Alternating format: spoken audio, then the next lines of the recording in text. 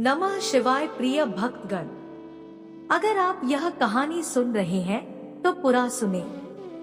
इस कहानी को आधा अधूरा छोड़कर जाने की गलती मत करिएगा, क्योंकि इस पवित्र कहानी को पूरा सुनने से मनचाहा फल की प्राप्ति होगी। इसलिए इस कहानी को पूरा सुने।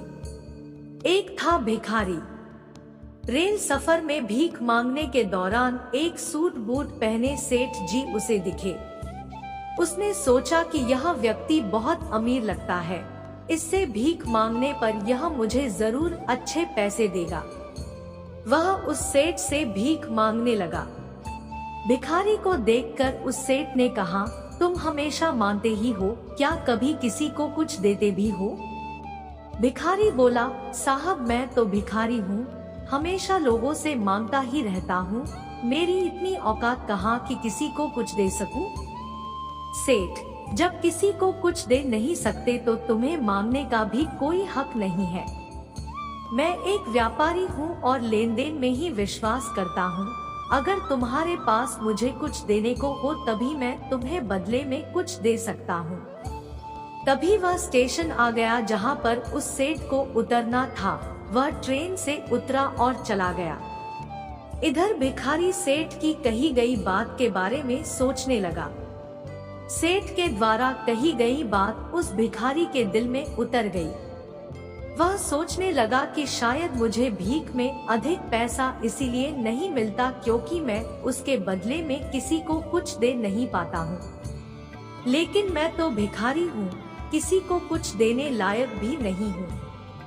लेकिन कब तक मैं लोगों को बिना कुछ दिए केवल मांगता ही रहूंगा? बहुत सोचने के बाद भिखारी ने निर्णय किया कि जो भी व्यक्ति उसे भीख देगा तो उसके बदले में वह भी उस व्यक्ति को कुछ जरूर देगा। लेकिन अब उसके दिमाग में यह प्रश्न चल रहा था कि वह खुद भिखारी है तो भीख के बदले में वह दूसरों को क्या दे सकता है। इस बात को सोचते हुए दिन भर गुजरा, लेकिन उसे अपने प्रश्न का कोई उत्तर नहीं मिला। दूसरे दिन जब वह स्टेशन के पास बैठा हुआ था तभी उसकी नजर कुछ फूलों पर पड़ी जो स्टेशन के आसपास के पौधों पर खिल रहे थे। उसने सोचा, क्यों न मैं लोगों को भीख के बदले कुछ फूल दे दिया करूं। उसको अपना यह विचार अच्छा लगा और उसने वहां से कुछ फूल तोड़ लिए। वह ट्रेन में भीख मांगने पहुंचा। जब भी कोई उसे भीख देता तो उसके बदले में वह भीख देने वाले को कुछ फूल दे देता। उन फूलों को लोग खुश होकर अपने पास रख लेते थे। अब भिखारी रोज फूल तोड़ता और भीख के बदले में उन फूलों को लोगों में बांट देता था।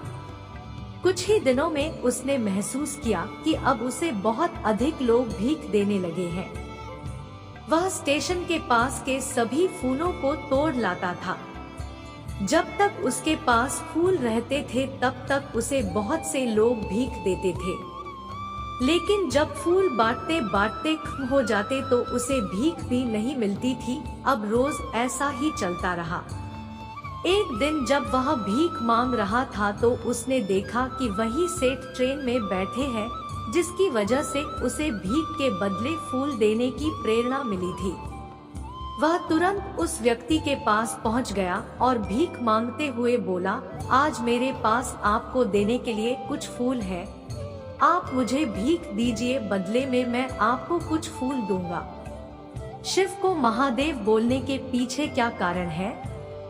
सेठ ने उसे भीख के रूप में कुछ पैसे दे दिए और भिखारी ने कुछ फूल उसे दे दिए।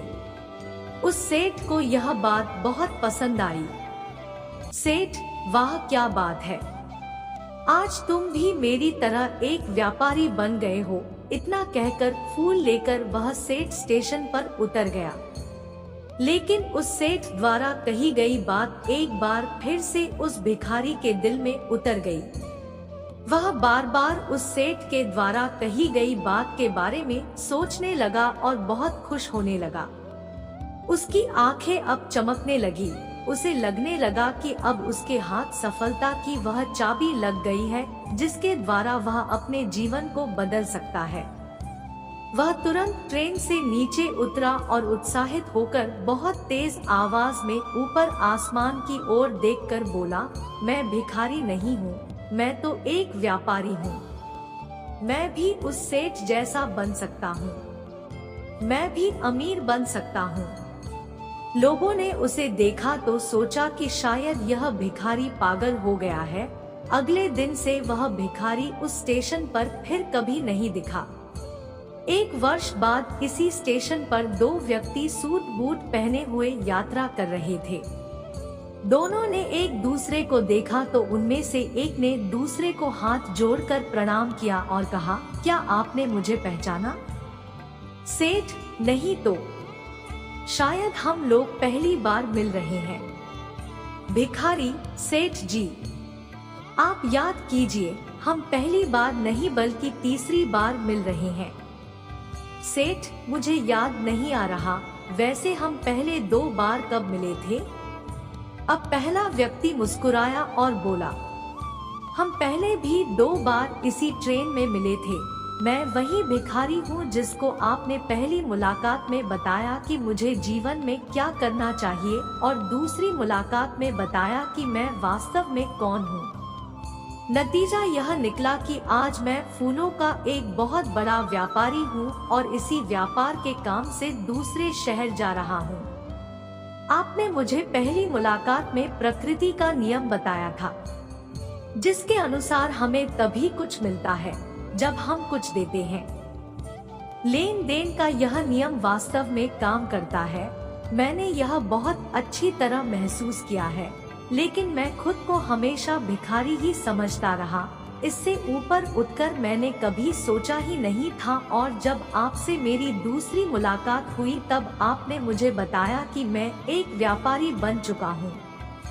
अब मैं समझ चुका था कि मैं वास्तव में एक भिखारी नहीं बल्कि व्यापारी बन चुका हूँ। भिखारी ने स्वयं को जब तक भिखारी समझा वह भिखारी रहा। उसने स्वयं को व्यापारी मान लिया, व्यापारी बन गया। भारतीय मनीषियों ने संभवतः इसीलिए स्वयं को जानने पर सबसे अधिक जोर दिया और फिर कहा, शिवो भूत्वा शिवम यजे। शिव बनकर शिव की पूजा करनी चाहिए।